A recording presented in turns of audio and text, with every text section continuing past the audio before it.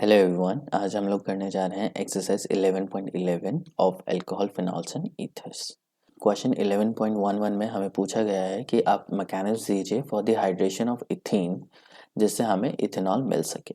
So basically हमें करना क्या है, रिएक्शन अगर मैं लिखूं तो हमें लेनी है इथीन। इथीन में मतलब क्या होंगे, दो कार्बन होंगे तो CH2 डबल बॉन्ड CH2, ये हो गया हमारा इथीन।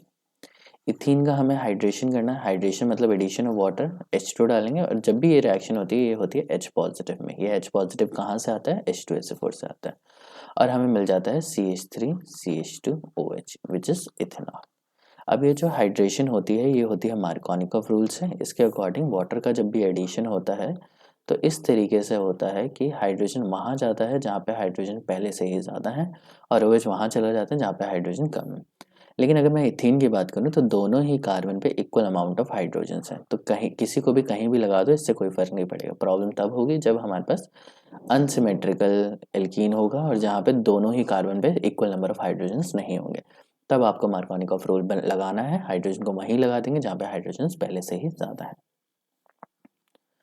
अब ये तो हो गई रिएक्शन हाइड्रेशन की। अब हम बात करेंगे इसके मैकेनिज्म की। मैकेनिज्म होता है एक मोस्ट प्रोबेबल पाथवे रिएक्टेंट से प्रोडक्ट को कन्वर्ट करने का। मैकेनिज्म हम लोग दो या दो से ज़्यादा पाथवे से हम लोग बहुत आराम से लिख सकते हैं। सो हम लोग स्टार्ट करते हैं। सबसे पहले रिएक्शन में हमारे पास क्या है, H पॉजिटिव एंड H2। अब ये H पॉजिटिव आया कहाँ से, अगर मैं H2SO4 की बात करूँ तो मैं H2SO4 ले लेता हूँ।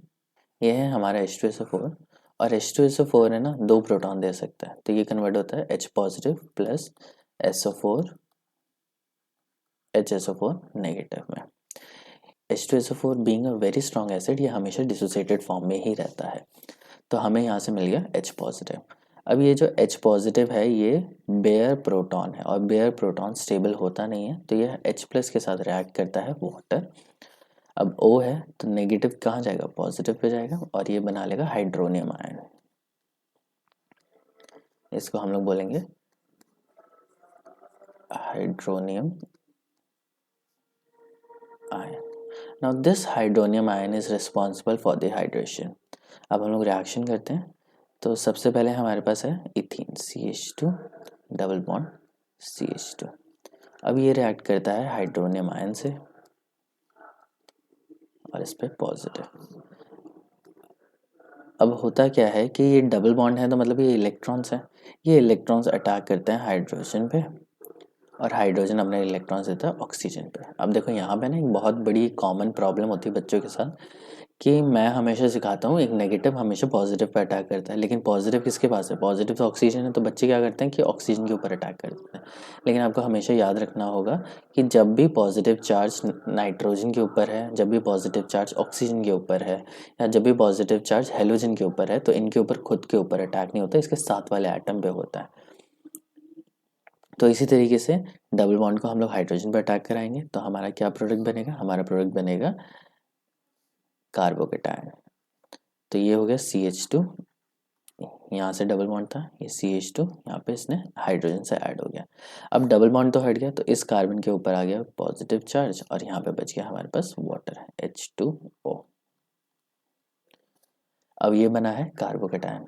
कार्बोकेटायन, ये जो कार्बोकेटायन है ये हमारा होता है इंटरमीडिएट।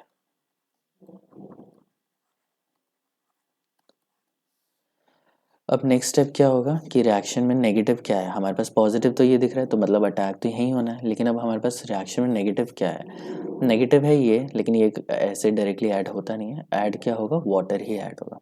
सो हम लोग नेक्स्ट स्टेप में लिखते हैं CH2 CH3 positive plus H2O।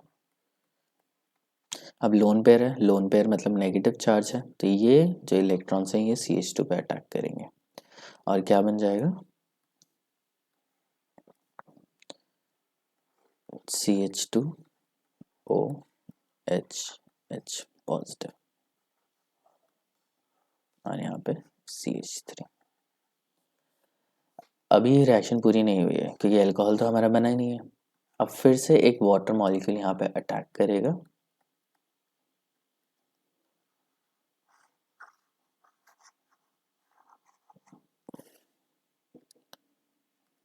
ये अटैक यहाँ पे करेगा और ये इलेक्ट्रॉन्स इसको मिल जाएंगे